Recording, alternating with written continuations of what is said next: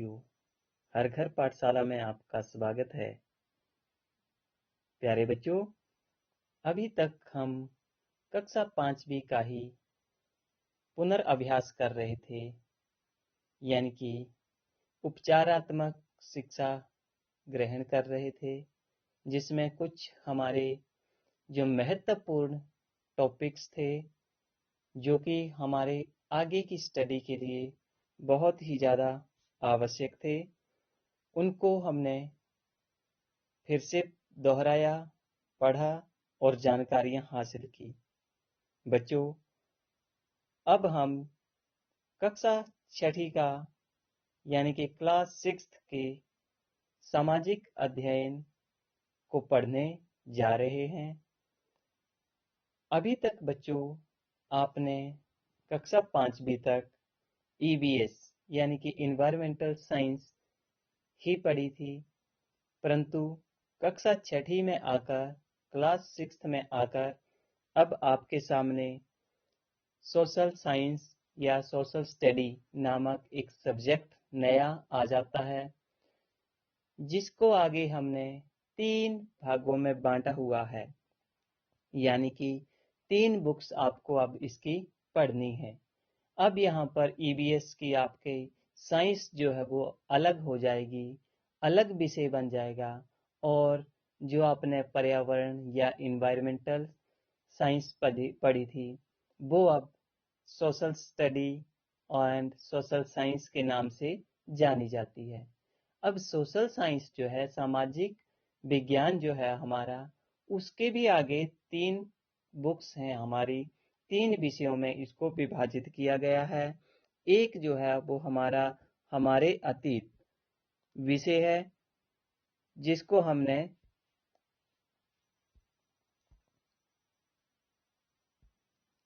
हमारे अतीत विषय को पढ़ेंगे, जिसमें हम इतिहास के बारे में जानकारियां हासिल करेंगे।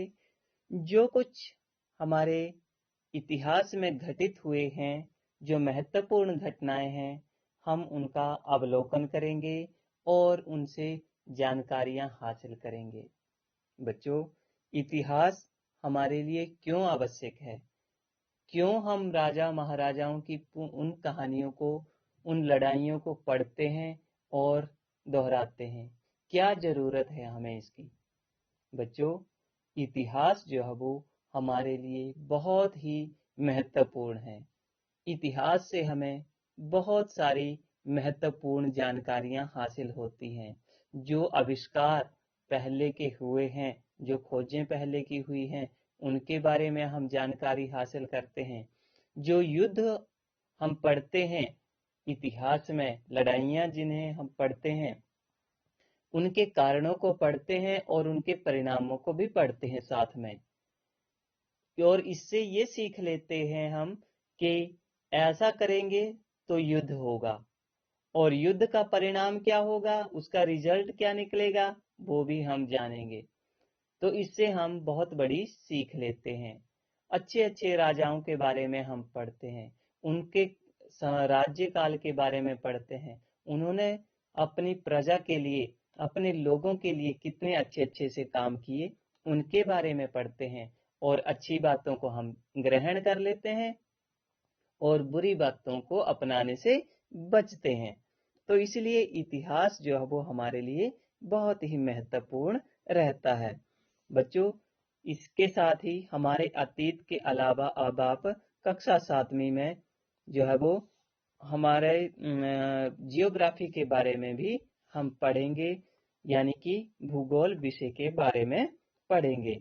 भूगोल की एक बुक होगी आपकी, जिसमें हम अपनी पृथ्वी के बारे में, अपने आसपास के पर्यावरण के बारे में जानेंगे। ये 3 पुस्तकें आपकी होंगी। Our past part 1, the earth ours habitats and the social and political life, सामाजिक एवं राजनीतिक जीवन, पृथ्वी हमारा आवास और हमारे अतीत, ये भाग आप इसमें पढ़ेंगे। तो भूगोल विषय में आप जो है वो जानकारियां हासिल करते हैं हमारी भौगोलिक परिस्थितियों के बारे में, पृथ्वी के संरचना के बारे में, उसकी बनावट के बारे में, उनकी कॉन्टिनेंट्स के बारे में हम जानकारियां हासिल करते हैं, देशों के बारे में जानकारियां हासिल करते हैं, खनिजों के बारे में हम जानकारियां हासिल करते हैं, अर्थव्यवस्था के साथ जुड़ी हुई जो गतिविधियां हैं उसके बारे में हम जानकारियां हासिल करते हैं। तो भूगोल भी हमारे लिए बहुत ही महत्वपूर्ण है। इससे हमें बहुत ही विशिष्ट जानकारियां हासिल होती हैं कि किस तरह से हम अपनी भौगोलिक परिस्थितियों को देखते हुए अपने जीवन को जो है वो ढालें और अपना एक सुखद जीवन जो है वो व्यतीत करें। इसके साथ हम तीसरी जो बुक्स होती है हमारी सामाजिक एवं राजनैतिक जीवन। बच्चों, सामाजिक और राजनैतिक जीवन हमारे आसपास के समाज का कैसा जीवन है, हमारे रीति रिवाज कैसे हैं, हमारे कस्टम्स कैसे हैं, हमारा बोलचाल, खान पान, उठना बैठना और हमारा पहनावा, ये सब समाज का ही एक हिस्सा होते हैं। उसके बारे में हम जानकारियां हासिल करेंगे। साथ में हम राजनीतिक जीवन के बारे में भी अध्ययन करते हैं कि कौन सी ऐसी सिस्टम है, कौन सा ऐसी प्रणाली है, जो शासन की व्यवस्थाएं कैसी कैसी हैं, जिसमें हम अलग अलग स्तरों के बारे में पढ़ेंगे शासन के, जैसे कि हमारा स्थानीय स्तर, पंचायत स्तर के बारे में, जिसके बारे में आप पहले भी जानकारी ले चुके हैं। इसके अलावा उसके ऊपर हमारा राज्य स्तर होता है, राज्य स्तर की जो सरकारें हैं उनके बारे में हासिल जानकारी लेते हैं कि वो किस तरह से काम करती हैं, कौन कौन से काम करती हैं और कौन लोग जो हैं वो इस सरकार में काम करते हैं। तो इसके बारे में भी हम जानकारी हासिल करते हैं।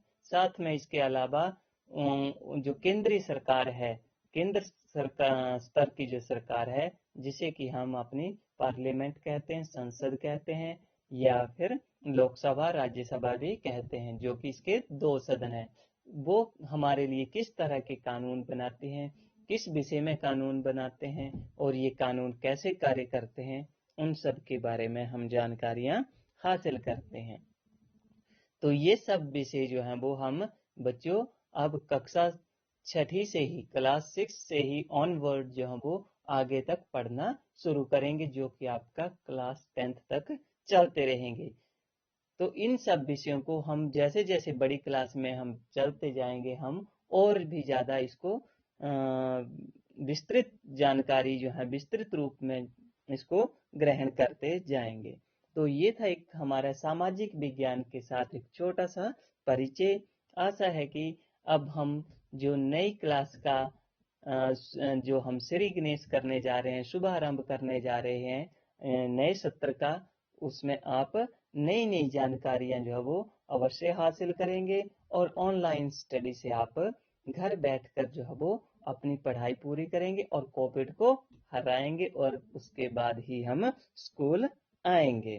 तब तक अपना ख्याल रखिएगा और जो दी गई वर्कशीट्स होंगी आप उन्हें अवश्य पूरा करें और अपने टीचर्स को जरूर दिखाएं।